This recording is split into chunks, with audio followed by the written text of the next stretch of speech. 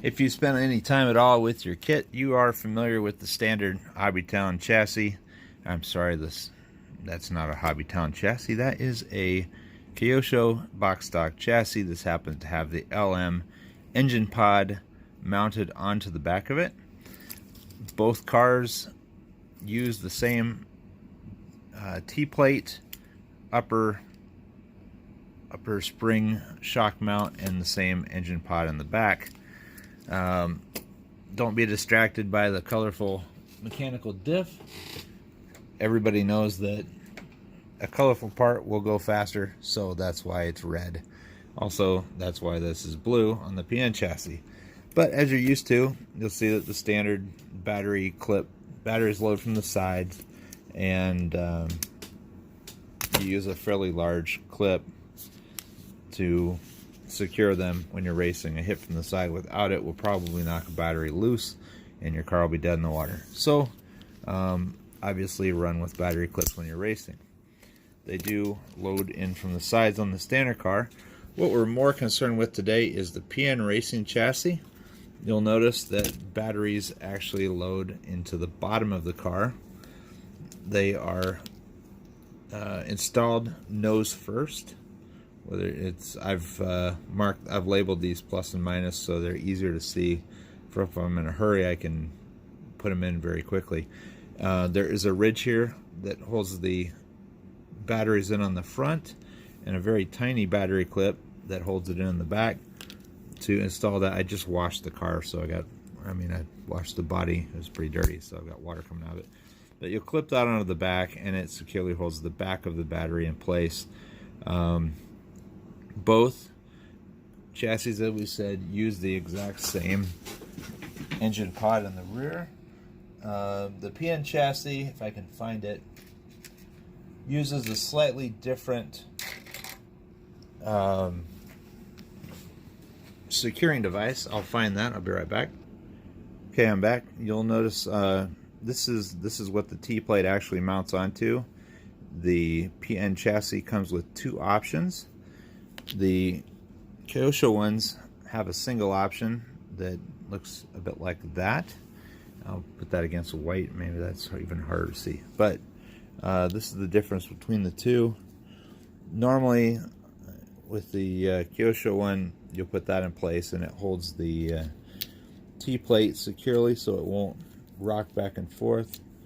And the T-plate goes on top of that, and it sits in this channel. It's a V-shaped channel, and you can see where that goes. The PN chassis comes with two of these, and they are different. You'll have to make sure you're using the right one for the application. They are useful for using different lengths of chassis. If you're going to go with a 94mm chassis or a 102mm chassis, it might use one plate, and a 98 might use the other plate. This is the one I'm not currently using, so it's not installed. It's a bit flatter, and that's the only real difference. Just use the one that's appropriate for the chassis length that you are using and the length of T-plate that you're using as well. But the main differences that you'll find on the PN chassis, it does carry the batteries slightly lower, so it will give you a little bit of a CG advantage. The main thing that I like about it, it's a higher quality plastic, it's stronger, and a lot of the really good racers, like world competitors, will oftentimes use this PN 2.5W chassis. It is supposed to be better. It uses the exact same board that you have in the other cars, and you can literally take the guts out of this one, put it in this one, and it's good to go. There's some wiring differences. You have this wire that goes from terminal to terminal. It connects the battery posts together, so you have a complete circuit. You do have to assemble this yourself. You cannot buy a brand new car this way. One of the other differences that I've noticed, they've done away with some of the high plastic that you had on previous Mini-Z, stock Mini-Z types. This one has a piece of plastic that runs from the screw, has a joint here, a second piece of plastic that's basically forms one unit, goes across the top of the car. It completely protects the electronics in the stock car.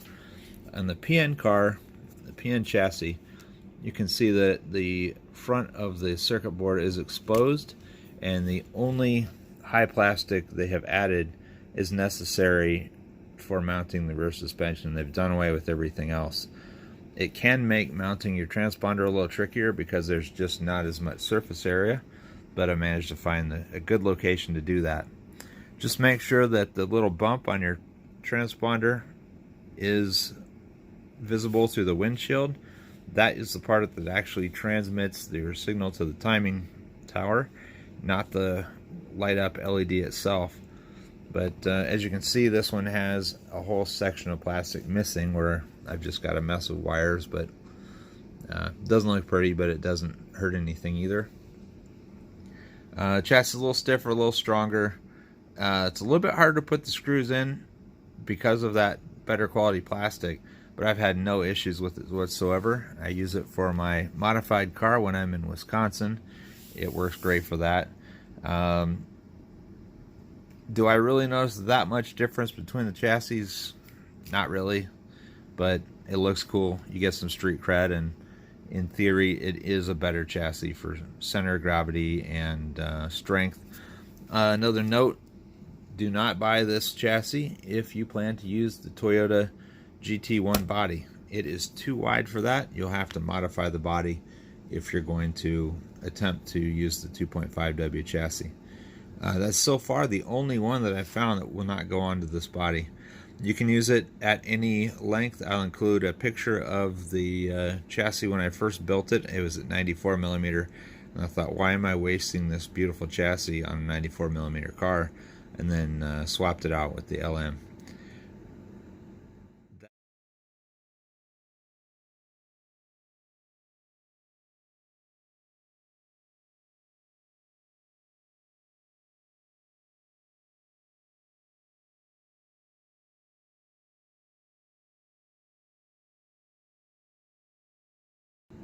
That is all I have for you guys today. I hope you enjoyed the video, and we'll see you at the track.